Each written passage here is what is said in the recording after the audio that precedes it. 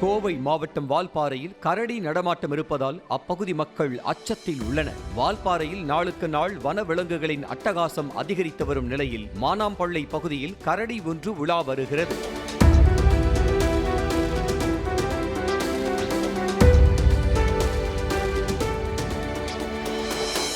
தொடர்பான வீடியோ வெளியாகி சமூக வலைதளங்களில் வைரலாகி வரும் நிலையில் வனத்துறையினர் அப்பகுதியில் தீவிர கண்காணிப்பு பணியில் ஈடுபட்டு பள்ளி மாணவர்கள் மற்றும் தொழிலாளர்களுக்கு பாதுகாப்பு அளிக்க வேண்டும் என கோரிக்கை எழுந்துள்ளது.